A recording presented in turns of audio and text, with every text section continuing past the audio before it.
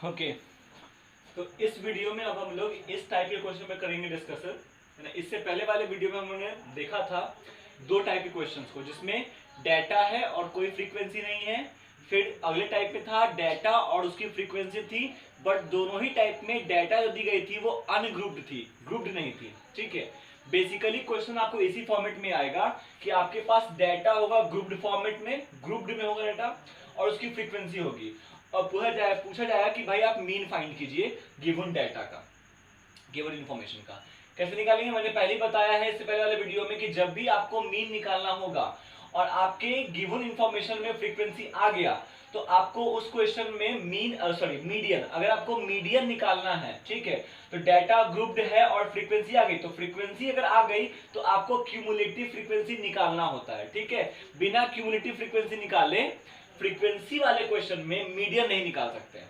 ठीक है, क्लियर है। तो CFI यानी क्यूमुलेटिव फ्रीक्वेंसी कैसे निकलता है, मैं एक बार फिर से बता दूं। ठीक है, जिस भी डाटा का क्यूमुलेटिव फ्रीक्वेंसी लिखना हो, जिस भी डाटा के सामने क्यूमुलेटिव फ्रीक्वेंसी लिखना हो, उन डाटास की फ्रीक्वेंसी और उसके ऊपर ऊपर में जितनी फ्रीक्वेंसीज है सबको जोड़ लो और जो भी आएगा वो यहाँ पे क्यूमुलेट कर दो, है ना। फ्रीक्वेंसी को क्यूमुलेट कर दो, फ्रीक्वेंसी को क्यूमुलेटिव फ्रीक्वेंसी का मतलब क्या होता है, मतलब कि जिस डाटा तक हम पहुंचे हैं उस डाटा तक जितनी इंफॉर्मेशन है सबकी बात कर लो। जैसे अगर हम मान लो 10 to 20 में 3 बोल रहे हैं और 20 तक में क्या आ जाएगा, 0 से 20 सब आ जाएगा। तो 20 तक की अगर पूरी फ्रीक्वेंसी की बात करेंगे तो उसी को बोलते हैं क्यूमुलेटिव फ्रीक्वेंसी। समझ में आ रही होगी बात, ठीक है। तो इस तरीके से क्यूमुलेटिव फ्रीक्वेंसी का यही मतलब होता है, ठीक है, कि आप उस डाटा तक, उस इंफॉर्मेशन तक पहुंच जाओ और वहां तक के फ्रीक्वेंसी की आप इकट्ठे बात कर लो। ठीक है, इसको बोलते हैं क्यूमुलेटिव फ्रीक्वेंसी। कैसे निकलता है, जिस डाटा के सामने क्यूमुलेटिव फ्रीक्वेंसी निकालनी है उस डाटा की फ्रीक्वेंसी और उसके ऊपर में जितनी फ्रीक्वेंसी उसको जोड़ लो और लिख दो। 10 के ऊपर में कोई फ्रीक्वेंसी है नहीं तो 10 का 10 ही रह जाएगा। फिर इस डाटा के सामने लिखनी है क्यूमुलेटिव फ्रीक्वेंसी, तो जिस डाटा के सामने क्यूमुलेटिव फ्रीक्वेंसी लिखनी है उस डाटा की फ्रीक्वेंसी और उसके ऊपर में जितनी फ्रीक्वेंसी है जोड़ लो, है ना, और जो भी आता है लिख लो। जिस डाटा के सामने लिखनी है क्यूमुलेटिव फ्रीक्वेंसी, उस डाटा की फ्रीक्वेंसी और उसके ऊपर में जितने डाटा, जितने फ्रीक्वेंसीज हैं उन सबको जोड़ लो और आपके पास आ जाएगा क्यूमुलेटिव फ्रीक्वेंसी उस डाटा तक का, उस डाटा तक का। तो कुछ इसी तरीके से हम क्या करेंगे, बढ़ गए। ठीक है, शॉर्टकट मैंने बताया था 10 3 13 हो गया, 13 और 5 18 हो गया, 18 8 26, तो ये शॉर्टकट भी है, जैसे मर्जी वैसे याद कर लो, वैसे निकाल लो। तो आपने क्यूमुलेटिव फ्रीक्वेंसी निकाल लिया, लास्ट आया 59, और फ्रीक्वेंसी का सम भी कितना आएगा, जो क्यूमुलेटिव फ्रीक्वेंसी का एंड है वही फ्रीक्वेंसी का सम भी होगा। चलिए यहां तक फ्रीक्वेंसी के सम को मीडियन वाले केस में कैपिटल एन से दिखाते हैं।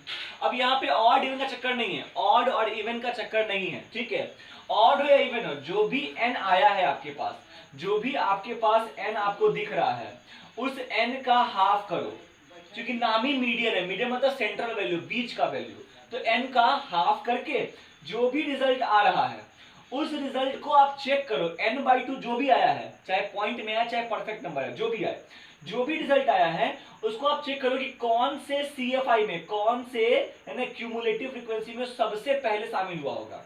इसको थोड़ा और मैं क्लियर करूं तो समझ जाओ कि ये आपका काउंटिंग नंबर है, एक काउंटिंग नंबर है, और यहां पे आप काउंटिंग कर रहे हो।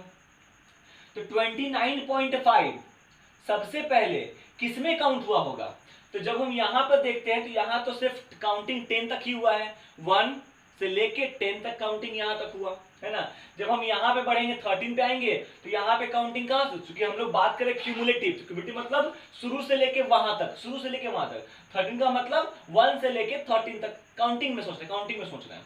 18 का मतलब 1 से लेके 18 तक, 26 का मतलब 1 से लेके 26 तक। इसका मतलब क्या, यहां तक में ये शामिल हो पाया, काउंटिंग में आ ही नहीं पाया, ये 26 तक ही काउंटिंग हम कर पा रहे हैं। लेकिन जब हम 33 के पास आएंगे तो 33 में 1 से लेके 33 तक काउंटिंग हो सकती है, और क्या उस बीच में ये शामिल हो जा रहा है, एकदम हो जा रहा है। समझ रही बात ना, इस तरीके से आप, है ना, शामिल खोजना है।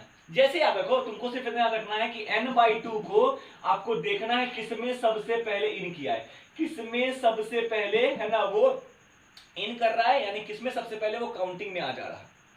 समझ में आ रही बात ना, ठीक है, क्लियर है। जिसमें सबसे पहले काउंटिंग में आया है उसको बोलते हैं कॉरेस्पॉन्डिंग CFI, उस n/2 के लिए, कॉरेस्पॉन्डिंग CFI उस n/2 के लिए, corresponding CFI for that n/2 कितना है 33 है। कोई यूज नहीं है इसका, बट फिर भी अंडरस्टैंडिंग डेवलप करने के लिए, ठीक है। तो ये हमारा कॉरेस्पॉन्डिंग CFI हो गया।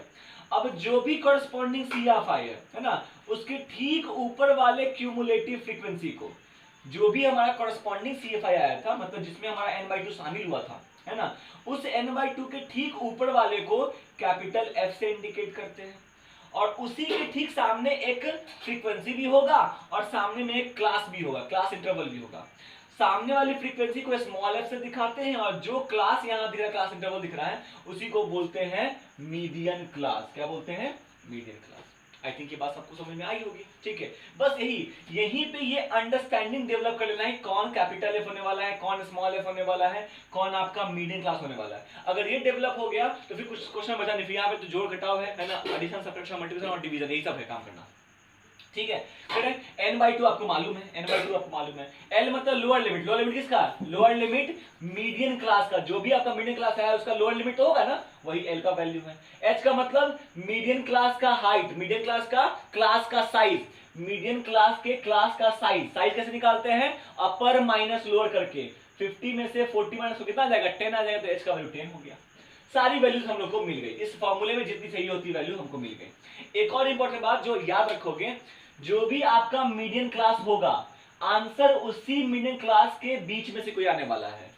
40 से लेके 50 के बीच में कोई भी आ सकता है, 41, 42, 43 पॉइंट में भी 50 और 50 से पहले, 40 और 40 के बाद 50 और 50 से पहले, इस बीच में कुछ भी हो सकता है रिजल्ट, लेकिन मीडियन जो आएगा वो इनके बीच का ही आएगा। ये बहुत इंपॉर्टेंट इंस्ट्रक्शन है, इंफॉर्मेशन है, जो आगे काम आएगा। फिलहाल हमारे पास इंफॉर्मेशन हमने खोज लिया। अब फॉर्मूला क्या होता है? फॉर्मूला होता है median is equal to lower limit plus n/2 minus capital F by small f, और इनटू में क्लास का साइज यानी h, कहीं नहीं इसको I से दिखाया जाता है, ठीक है। लोअर लिमिट मतलब lower limit of the median class जो भी आपको आया है, तो 40 डाल दिया, प्लस n/2 कितना हम लोग लाए हैं? n/2 हमारा 29.5 है, डाल दिया। फिर माइनस कैपिटल F कितना है? 26, जिसमें सबसे पहले शामिल हुआ उसके ठीक ऊपर वाले को बोलते हैं कैपिटल F। बाई में स्मॉल एफ कितना है? स्मॉल एफ हमारा 7 है, जिसमें शामिल हुआ उसके ठीक सामने वाले के फ्रीक्वेंसी को, है ना, हम लोग स्मॉल एफ बोलते हैं, तो बाई में 7 इनटू में हाइट, एच का मतलब क्लास का, एच का मतलब क्लास साइज, हाइट निकल जा रहा है मेरे मुंह से, है ना। एच का मतलब क्लास का साइज, कितना गैप है क्लास के साइज में? 10 का गैप है, इनटू में 10, ठीक है। 29.5 में से 26 चला गया, कितना बचेगा? 3.5 बचेगा, बाई में 7 है और इनटू में 10 हो गया, ठीक है। क्लियर है? बहुत इसको पेचीदा नहीं करना है, ठीक है। इसको अलग सॉल्व करके जो भी है पॉइंट में इसको लास्ट सॉल्व कर लो, इनटू डिवीजन सब ही कर लो, और जो भी है सीधे इसको, है ना, इस 40 में जोड़ देना, इस लोअर लिमिट में जोड़ देना, ठीक है। 35 इंटू 10 35 हो जाएगा, और बाई में 7 7 5 35, क्या हो गया? 40 प्लस 5 क्या हो जाएगा? ये 45, and this will be your median. और आपको दिख रहा होगा, है ना, ये 40 और 50 के बीच में ही कहीं ना कहीं है ना, और ऑलमोस्ट बीच में, ऑलमोस्ट बीच में, ऐसे तो पूरा बीच में आ गया, ठीक है, लेकिन आसपास में भी हो सकता है। तो कुछ इस तरीके से अगर ग्रुप्ड है डाटा और फ्रीक्वेंसी है, तो क्यूमुलेटिव फ्रीक्वेंसी निकालने आना चाहिए। क्यूमुलेटिव फ्रीक्वेंसी निकाल लेंगे, n का जो भी वैल्यू होगा, ऑड इवन से अब यहाँ मतलब नहीं है, जो भी वैल्यू होगा उसका हाफ कीजिए, है ना, उसका मिड पॉइंट फाइंड कीजिए, उसका मिड पॉइंट फाइंड कीजिए, और जो भी मिड पॉइंट आया है ढूंढिए कि वो कौन से CFI में सबसे पहले शामिल हुआ है। इसकी अंडरस्टैंडिंग डेवलप करने के लिए मैंने बताया कि समझ लो ये काउंटिंग है, समझ लो ये काउंटिंग है, और ये काउंटिंग आप ऐसे बढ़ रहे हो, तो 29.5 की काउंटिंग कहां होगी? यहां तक में तो हो नहीं पाएगी। 13 का मतलब 1 to 13, 18 का मतलब 1 to 18, 26 का मतलब 1 to 26, तो इन सब में नहीं आ पाया। सबसे पहले किस में इन किया? वो 33 वाले में इन किया होगा, ऑब्वियस सी बात है ना। तो जिसमें सबसे पहले इन किया, है ना, उसको बोलते हैं कॉरेस्पॉन्डिंग CFI, और जिसमें इन किया है उसके ठीक ऊपर वाले को कैपिटल F, सामने वाले को स्मॉल f, और सामने वाले को मीडियम क्लास। और मीडियम क्लास जो आया है, इसी में से आपका आंसर आने वाला है, इसी में से आपका कोई ना कोई आंसर होने वाला है, इसी के बीच में कोई आंसर होने वाला है, या तो ये हो जाए, या तो ये हो जाए, या इसके बीच में कहीं कोई हो जाए, पॉइंट में भी हो सकता है, यस ऑफ इस पॉइंट में। तो ये इस तरीके से हम ऐसे ग्रुप्ड क्लास इंटरवल वाले क्वेश्चंस का, जिसमें फ्रीक्वेंसी भी दी होगी, इसका मीडियन फाइंड करते हैं। अब 2 टाइप के क्वेश्चंस में और बच गए हैं, जिसमें फ्रीक्वेंसीज गायब होंगे, है ना, एक टाइप में एक फ्रीक्वेंसी गैप होगा, एक टाइप में दो फ्रीक्वेंसीज गैप होंगे, ठीक है। तो दो मिसिंग फ्रीक्वेंसी या एक मिसिंग फ्रीक्वेंसी के वैल्यूज कैसे फाइंड करेंगे, जब आपके पास मीडियन और सम ऑफ फ्रीक्वेंसीज अवेलेबल हो तब। ये नेक्स्ट वीडियो में कर लेंगे हम लोग, ठीक है। Thank you.